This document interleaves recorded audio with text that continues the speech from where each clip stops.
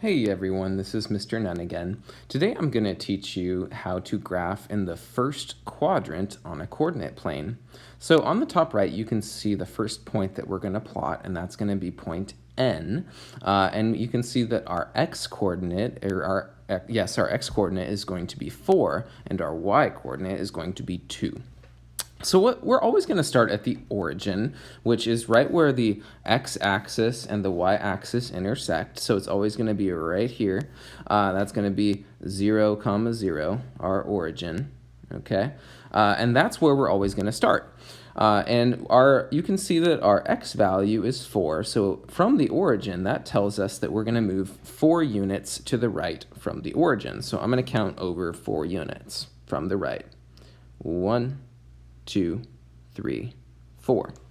And that's 4 units. Now we have to move 2 units up along the y-axis because you can see our y value is 2. So I'm going to count 2 units up. 1, 2.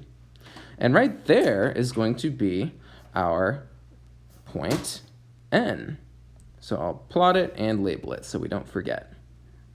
So that's going to be the first point that we plot. Our next point is going to be point M.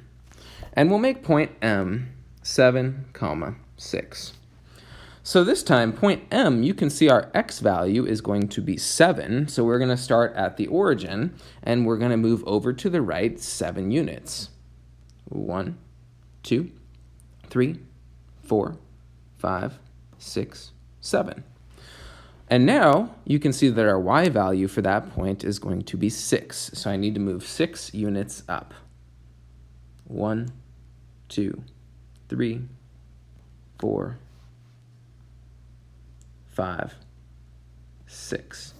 So right there is going to be point M. So I'll plot it and label it.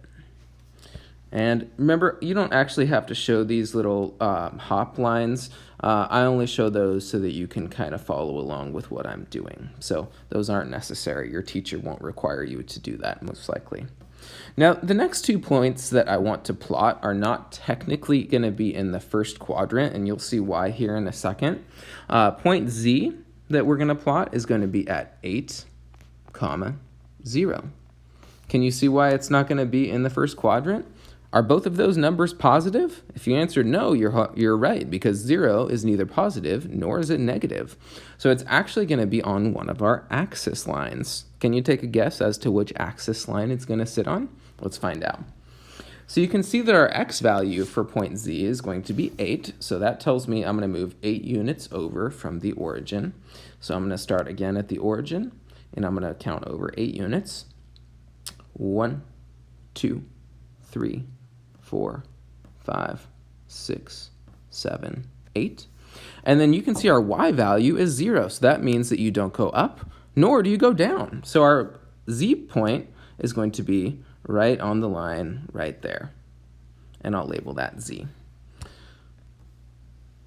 Our final point today is going to be another curveball.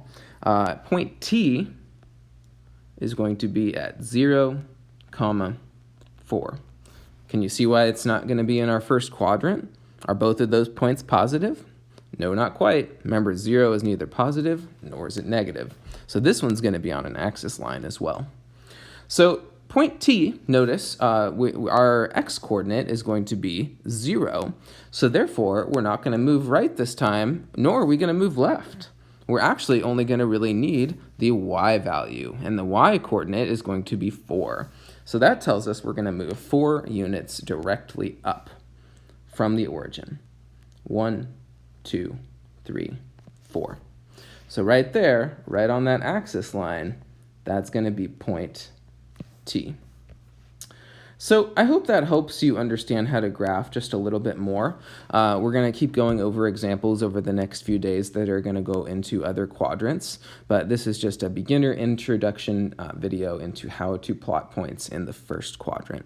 If you have any questions at all, don't hesitate to email me.